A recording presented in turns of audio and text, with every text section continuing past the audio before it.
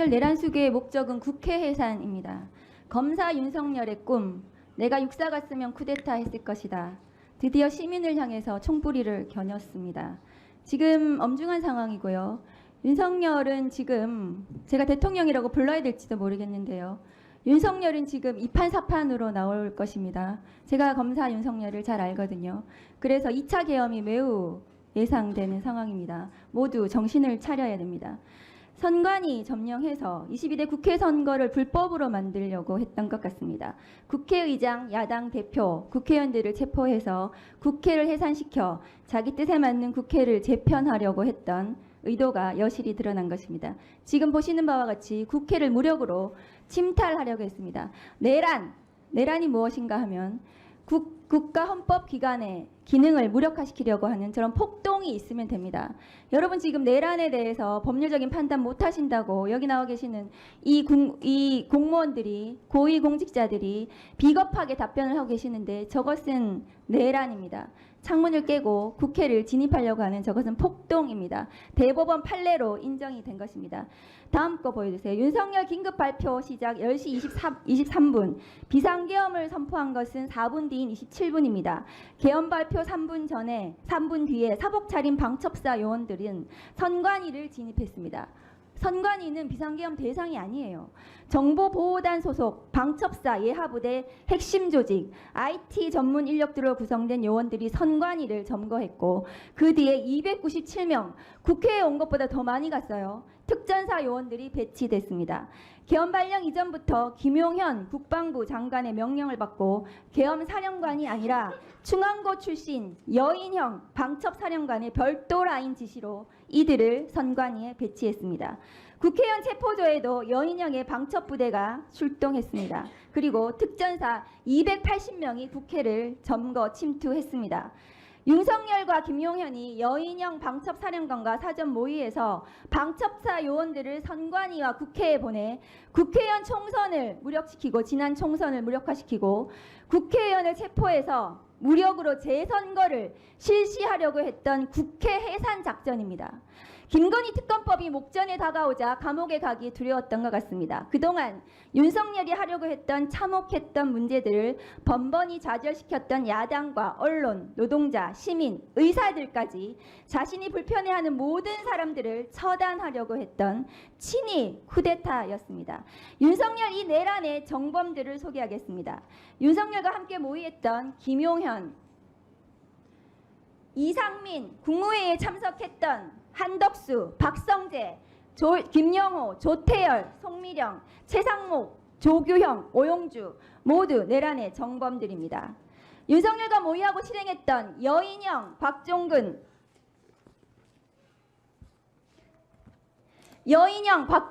이진우 군인들은 모두 형량이 총살밖에 없는 국가반란 정범들입니다.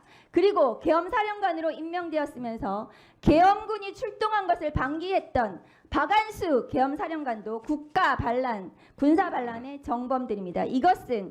이 대상 범죄들은 총살형밖에 없습니다.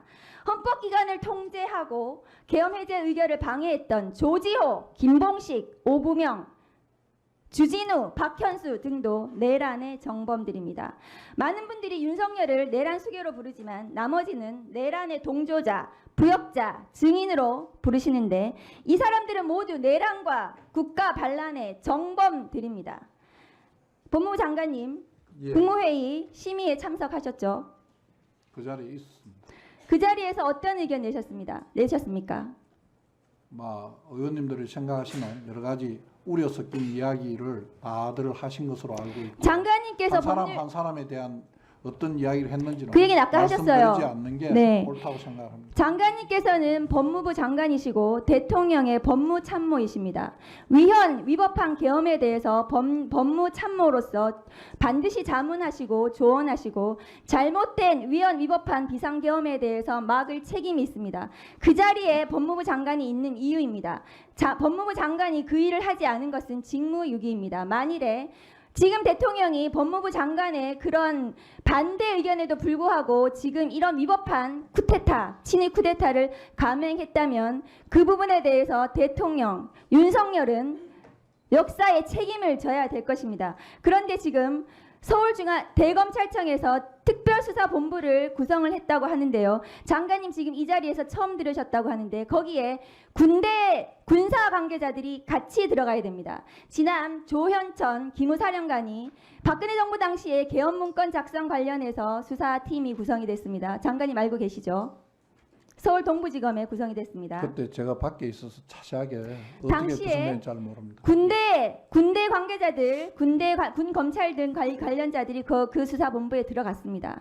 이것은 군사 반란이기 때문에 특별수사본부를 구성을 해서 이 내란죄는 검찰이 내란죄의 직접 수사 대상이 아닙니다. 검찰은 직권남용밖에 수사를 못해요. 그러면 검찰과 경찰이 이 수사를 같이 해야 되고 검찰이 경찰을 지휘해야 됩니다. 그리고 군대도 같이 들어가야 됩니다. 군 관계자들도 같이 들어가서 이 군사 반란, 총살형밖에 없는 군사 반란에 대해서 계엄사령관의 지휘도 없이 민간인인 김용현 전 국방부 장관이 어떻게 군대를 동원하고 이 국회에 침탈하려고 했는지 이 부분들에 대해서 수사가 진행이 돼야 됩니다. 장관님, 이 특별수사본부가 빨리 조속하게 구성이 돼서 대통령 윤석열을 긴급 체포해야 됩니다. 이 내란의 정범들을 모두 긴급 체포하고 빠른 시일 내에 책임을 지도록 그래서 처단을 하도록 해야 됩니다. 어떻게 생각하십니까? 위원님께서 저 만드신 저 표에 의하면 제가 정범이라고 돼 있는데 뭐라고 말씀을 드려야 됩니까? 법률가로서 어떻게 생각하시냐고요? 검찰에서 적정한 조치를 해서 수사에 필요한 걸 하지 않겠습니까? 근데 저런 내란의 정범이라든지 저런 표현은 의원님 좀 과하신 것 같습니다. 장관님, 어제 안가 회동에서 제2차 계엄에 대해서 상의를 하셨습니까? 안 하셨습니까? 한 적 없습니다. 법무부 장관님, 예. 이렇게 급박하게 돌아가는 이런 상황에서는 말을 좀 조심하셔야 되시고 또 처신을 어떻게 하실 것인가 이런 부분을 잘 생각하셔야 됩니다. 예. 국회의원의 발언에 대해서 못마땅한 부분이 있을 수 있습니다. 근데 지금은 그 차원을 뛰어넘는 비상한 상황입니다. 4.19 때 3.15 부정선거로 최인규 내무부 장관이 교수형에 처해졌어요. 전두환 노태우 일당의 12.12 군사 반란, 5.18 광주 민중항쟁, 결국은 전두환 노태우도 다 중형에 처하고 처벌받았습니다. 지금 순간이 어떻게 변화되어서 윤석열 정권이 어떻게 단죄받을지 시시각각 변하고 있는 급변한 상황이고요. 그러면 국무회의에 참석해서 비상계엄은 절대 안 된다 라고 말하지 못한 입 다물고 있었던 국무위원들은 다 실정법 위반이 됩니다. 마치 불만 섞인 목소리로 제가 거기 있었는데 어떻게 뭐 이렇게 말하는 것은요, 본인을 위해서도 좋지 않습니다. 지금 차라리 솔직하게 양심 고백하고 내가 그때 상황 판단을 잘못한 것 같다, 지금이라도 되돌리고 싶다, 후회한다, 이런 발언이 본인의 신상에도 좋지 않을까 위원장으로서 이렇게 충고드립니다.